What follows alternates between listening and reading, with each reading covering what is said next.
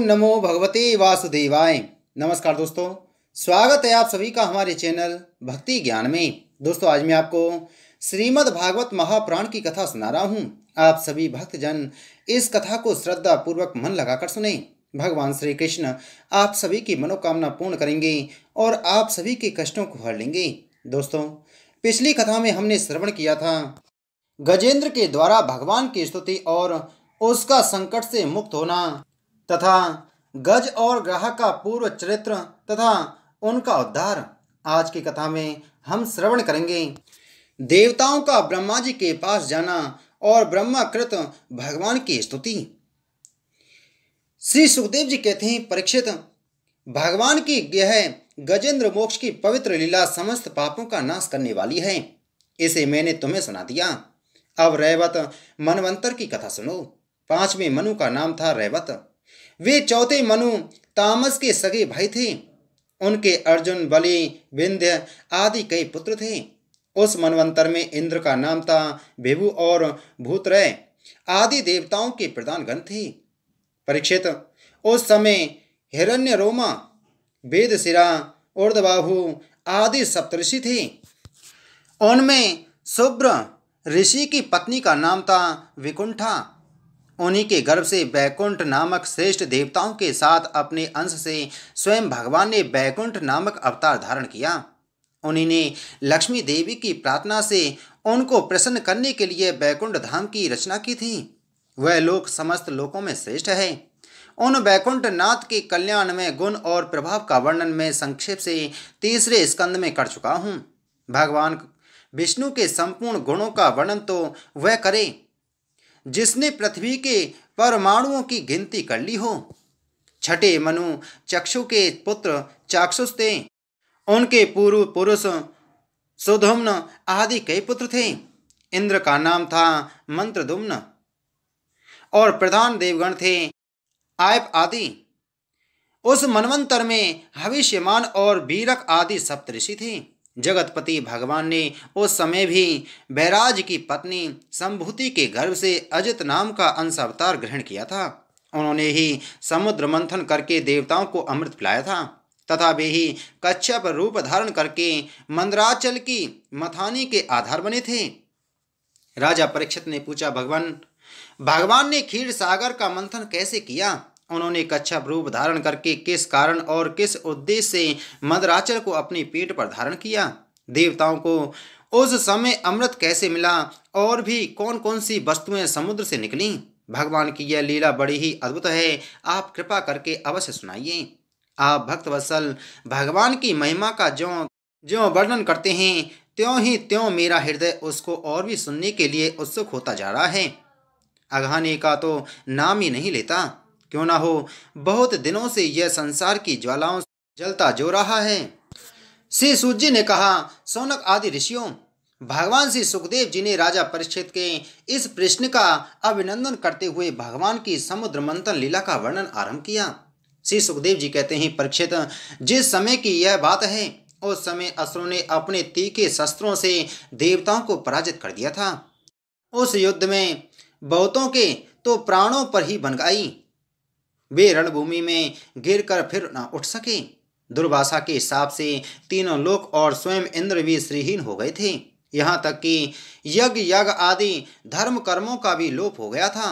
यह सब दुर्दशा देखकर इंद्र, वरुण आदि देवताओं ने आपस में बहुत कुछ सोचा विचारा, परंतु अपने विचारों से वे किसी निश्चय पर नहीं पहुंच सके। तब वे सब के सब समेरु के शिखर पर स्थित ब्रह्मा जी की सभा में गए और वहाँ उन लोगों ने बड़ी नम्रता से ब्रह्मा जी की सेवा में अपनी परिस्थिति का विस्तृत विवरण उपस्थित किया। ब्रह्मा जी ने स्वयं देखा कि इंद्र, वायु आदि देवता श्रीहीन एवं शक्तिहीन हो गए हैं। लोगों की परिस्थिति बड़ी विकट संकटग्रस्त हो गई है और असुर इसके विपरीत फल फूल रहे हैं। समर्थ ब्रह्मा जी ने अपना मन एकाग्र करके परम पुरुष भगवान का स्मरण किया। फिर थोड़ी देर रुककर प्रफुल्लित मुख से देवताओं को संबोधित करते हुए कहा, देवताओं, मैं शंकर जी तुम लोग तथा असुर, दैत्य, मनुष्य, पशु, पक्षी, वृक्ष और स्वेदज आदि समस्त प्राणी जिनके विराट रूप के एक अत्यंत स्वल्प अंश से रचे गए हैं, हम लोग उन अविनाशी प्रभु की ही शरण ग्रहण करें।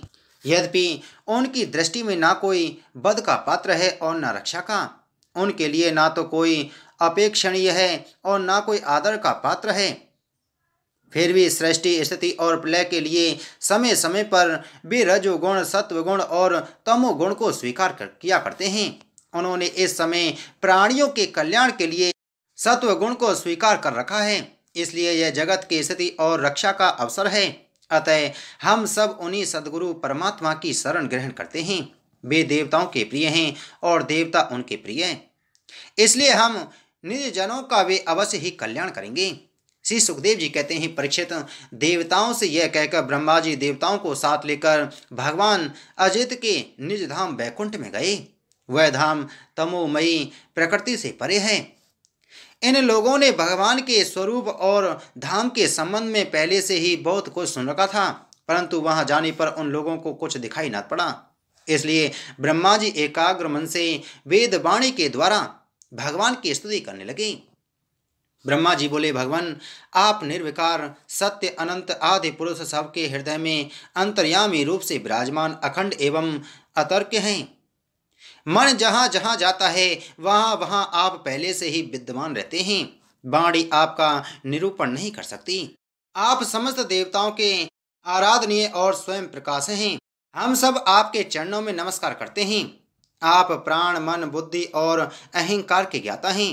इंद्रियां और उनके विषय दोनों ही आपके द्वारा प्रकाशित होते हैं। अज्ञान आपका स्पर्श नहीं कर सकता। प्रकृति के विकार मरने जीने वाले शरीर से भी आप रहित हैं। जीव के दोनों पक्ष अविद्या और विद्या आप में बिल्कुल भी नहीं है। आप अविनाशी और सुख स्वरूप हैं। सतयुग त्रेता और द्वापर में तो आप प्रकट रूप से ही विराजमान रहते हैं। हम सब आपके शरण ग्रहण करते हैं। यह शरीर जीव का एक मनोमय चक्र रथ का पहिया है। 10 इंद्रिय और 5 प्राण, ये 15 इसके अरे हैं। सत्व रज और तम, ये 3 गुण इसकी नाभि हैं। पृथ्वी जल तेज वायु आकाश मन बुद्धि और अहंकार, ये 8 इसमें नेमी पहिए के घेरा हैं। स्वयं माया इसका संचालन करती है और यह बिजली से भी अधिक शीघ्रगामी है। इस चक्र के धुरे हैं। स्वयं परमात्मा वे ही एकमात्र सत्य हैं। हम उनकी शरण में हैं, जो एकमात्र ज्ञान स्वरूप प्रकृति से परे एवं अदृश्य हैं, जो समस्त वस्तुओं के मूल में स्थित अव्यक्त हैं और देश काल अथवा वस्तु से जिनका पार नहीं पाया जा सकता। वही प्रभु इस जीव के हृदय में अंतर्यामी रूप से विराजमान रहते हैं। विचारशील मनुष्य भक्ति योग के द्वारा उन्हीं की आराधना करते हैं। जिस माया से मोहित होकर जीव अपने वास्तविक लक्ष्य अथवा स्वरूप को भूल गया है, वह उन्हीं की है और कोई भी उसका पार नहीं पा सकता। परंतु सर्वशक्तिमान प्रभु अपनी उस माया तथा उसके गुणों को अपने वश में करके समस्त प्राणियों के हृदय में समभाव से विचरण करते रहते हैं। जीव अपने पुरुषार्थ से नहीं, उनकी कृपा से ही उन्हें प्राप्त कर सकता है। हम उनके चरणों में नमस्कार करते हैं। यूँ तो हम देवता एवं ऋषिगण भी उनके परम प्रिय सत्वमय शरीर से ही उत्पन्न हुए हैं, फिर भी उनके बाहर भीतर एक रस प्रकट वास्तविक स्वरूप को नहीं जानते। तब रजोगुण एवं तमोगुण प्रधान असुर आदि तो उन्हें जान ही कैसे सकते हैं। उन्हीं प्रभु के चरणों में हम नमस्कार करते हैं। उन्हीं की बनाई हुई यह पृथ्वी उनका चरण है। इसी पृथ्वी पर जरा युज अंडज स्वेदज और उद्वज, ये 4 प्रकार के प्राणी रहते हैं। वे परम स्वतंत्र परम ऐश्वर्यशाली पुरुषोत्तम पर ब्रह्म हम पर प्रसन्न हों। यह परम शक्तिशाली जल उन्हीं का वीर है। इसी से तीनों लोक और समस्त लोकों के लोकपाल उत्पन्न होते बढ़ते और जीवित रहते हैं। वे परम ऐश्वर्यशाली परब्रह्म हम पर प्रसन्न हों। श्रुतियाँ कहती हैं कि चंद्रमा उस प्रभु का मन है। यह चंद्रमा समस्त देवताओं का अन्न बल एवं आयु है। उन्हीं वृक्षों का सम्राट एवं प्रजा की वृद्धि करने वाला है। ऐसे मन को स्वीकार करने वाले परम ऐश्वर्यशाली प्रभु हम पर प्रसन्न हों। अग्नि प्रभु का मुख है। इसकी उत्पत्ति ही इसलिए हुई है कि वेद के यज्ञ याग आदि कर्म कांड पूर्ण रूप से संपन्न हो सकें। यह अग्नि ही शरीर के भीतर जठराग्नि रूप से और समुद्र के भीतर बड़वानल के रूप से रहकर उनमें रहने वाले अन्न जल आदि धातुओं का पाचन करता रहता है और समस्त द्रव्यों की उत्पत्ति भी उसी से हुई है। ऐसे परम ऐश्वर्यशाली भगवान हम पर प्रसन्न हों, जिनके द्वारा जीव देवयान मार्ग से ब्रह्मलोक को प्राप्त होता है, जो वेदों की साक्षात मूर्ति और भगवान के ध्यान करने योग्य धाम है, जो पुण्य लोक स्वरूप होने के कारण मुक्ति के द्वार एवं अमृतमय है और काल रूप होने के कारण मृत्यु भी है। ऐसे सूर्य जिनके नेत्र हैं, वे परम ऐश्वर्यशाली भगवान हम पर प्रसन्न हों। प्रभु के प्राण से ही चराचर का प्राण तथा उन्हें मानसिक शारीरिक और इंद्रिय संबंधी बल देने वाला वायु प्रकट हुआ है। वह चक्रवर्ती सम्राट है, तो इंद्रियों के अधिष्ठात्र देवता हम सब उसके अनुचर ऐसे परम ऐश्वर्यशाली भगवान हम पर प्रसन्न हों, जिनके कानों से दिशाएं, हृदय से इंद्रिय गोलक और नाभि से वह आकाश उत्पन्न हुआ है, जो पांचों प्राण अपान उदान समान और व्यान, दसों इंद्रियें, मन, पांचों असु, नाग, कूर्म, क्रकल, देवदत्त और धनंजय एवं शरीर का आश्रय है। वे परम ऐश्वर्यशाली भगवान हम पर प्रसन्न हों, जिनके बल से इंद्रिय प्रसन्नता से समस्त देवगण, क्रोध से शंकर, बुद्धि से ब्रह्मा, इंद्रियों से वेद और ऋषि तथा लिंग से प्रजापति उत्पन्न हुए हैं। वे परम ऐश्वर्यशाली भगवान हम पर प्रसन्न हों, जिनके वृक्ष स्थल से लक्ष्मी, छाया से पितृगण, स्तन से धर्म, पीठ से अधर्म, सिर से आकाश और बिहार से अप्सराएं प्रकट हुई हैं। वे परम ऐश्वर्यशाली भगवान हम पर प्रसन्न हों, जिनके मुख से ब्राह्मण और अत्यंत रहस्यमय वेद, भुजाओं से क्षत्रिय और बल, जंघाओं से वैश्य और उनकी वृत्ति, व्यापार कुशलता तथा चरणों से वेद ब्राह्य शूद्र और उनकी सेवा आदि वृत्ति प्रकट हुई हैं। वे परम ऐश्वर्यशाली भगवान हम पर प्रसन्न हों, जिनके अधर से लोभ और ओष्ठ से प्रीति, नासिका से कांति, स्पर्श से पशुओं का प्रिय काम, भौं से यम और नेत्र के रोमों से काल की उत्पत्ति हुई है। वे परम ऐश्वर्यशाली भगवान हम पर प्रसन्न हों। पंचभूत, काल, कर्म, सत्व आदि गुण और जो कुछ विवेकी पुरुषों के द्वारा बाधित किए जाने योग्य निर्वर्चनीय या अनिर्वचनीय विशेष पदार्थ हैं, वे सब के सब भगवान की योग माया से ही बने हैं, ऐसा शास्त्र कहते हैं। वे परम ऐश्वर्यशाली भगवान हम पर प्रसन्न हों, जो माया निर्मित गुणों में दर्शन आदि वृत्तियों के द्वारा आसक्त नहीं होते, जो वायु के समान सदा सर्वदा असंग रहते हैं, जिनमें समस्त शक्तियां शांत हो गई हैं। उन अपने आत्मानंद के लाभ से परिपूर्ण आत्मस्वरूप भगवान को हमारे नमस्कार हैं। प्रभु, हम आपके शरणागत हैं और चाहते हैं कि मंद मंद मुस्कान से युक्त आपका मुख कमल अपने उन्हीं नेत्रों से देखें।